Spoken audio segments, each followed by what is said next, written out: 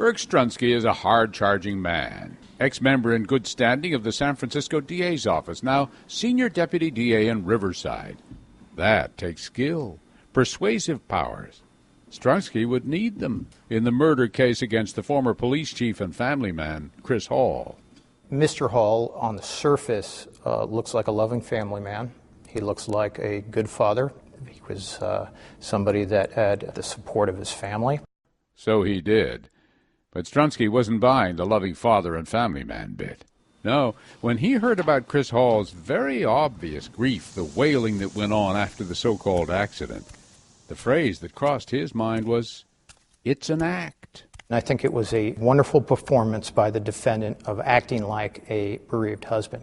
But when you look at his actions, how little he did to help his wife. Who tried harder to save Christy? Not Chris, said the prosecutor, but his daughter. She called 911. She helped him get the body out of the spa. She is the only one that did chest compression. He had no interest in truly helping his wife. A matter of opinion, of course.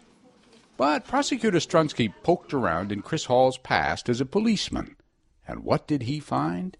This man had an uncanny ability to fabricate stories. 7 years earlier, while Hall was chief of police in Cascade, Idaho, he was charged with and convicted of misuse of public money, embezzled $19,000, spent 10 months in jail. A white-collar crime, hardly murder. But what struck the prosecutor is that he says Hall tried to cover it up, to plan a fraud, to lie about it, not just lie about it, but lie about it effectively. I think that was very telling about who we were dealing with. Suddenly, the prosecutor's prospects were looking better. At the trial, Strunsky made Lindsay Patterson his star witness. Of course, it was her story, after all, that got the whole thing started. But almost as important, he called the Riverside County medical examiner, who testified that those lacerations on Christie's head could not, in his opinion, have been the result of a single accidental fall. And the M.E. argued the particular type of bruising on Christie's face and body was a hallmark of homicide. The totality of injuries were not consistent with somebody slipping and falling and then a rescue attempt. And there was a clump of hair in the bottom of the spa, still entwined with a broken plastic hair clip. That, said the prosecutor, could only have come from a violent struggle. When you lose that amount of hair, it's not reasonably explained by any kind of fall. There were some minor hiccups in the case. Lindsay Patterson, for example, was a little inconsistent about how long she looked over the backyard wall that first time she saw something going on. Was it just a few seconds, or as long as a minute?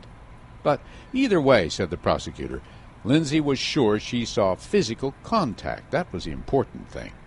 He was given the opportunity to explain any physical contact that could in any way reasonably explain what Lindsay Patterson missaw. In other words, were they washing each other? Were they involved in a sex act? Was there anything that she could have misinterpreted?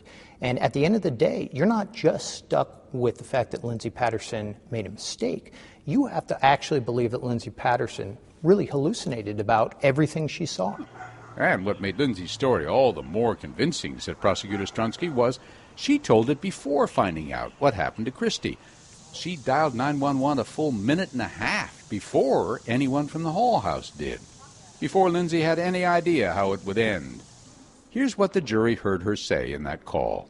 I saw him put her underwater and hold her there. And she was still on the phone with 911. When Chris Hall came outside and found his wife's body floating in the spa, called out for Courtney. Oh, and now they're screaming outside. Investigator Tom Dove. I heard it best described during the trial as a cosmic coincidence that someone could see something that they perceived to be more than just some kind of kinky action in a jacuzzi in the morning, and then that actually turned out to be true, that a woman was actually drowned in that spa. That is not a coincidence. That is what she saw. The prosecution's theory?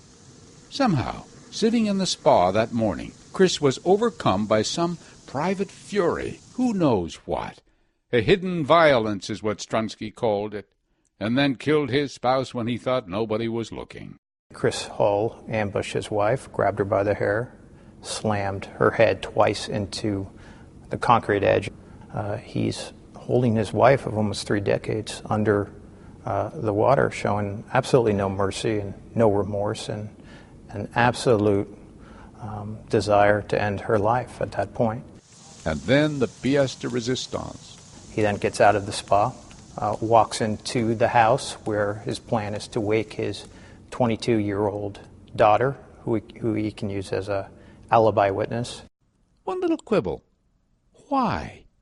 In fact, as convinced as he was of Hall's guilt, Strunsky conceded the why was a problem. Didn't legally have to know, he said, but he just didn't. There it was. It's emotionally unsatisfying not to have that answer, not to know the entire narrative of what happened. But you'd want to know why this guy, married to this woman for almost 30 years, apparently happily, would suddenly turn on her and drown her in the pool. Right, and I'm not sure we got the answers to that specific question. Kind of an important question, isn't it? It's an important question, and a question that we ask in all spousal homicides.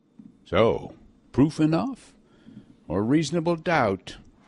Almost 3 years after Christy Hall's death, a Riverside jury would have to decide.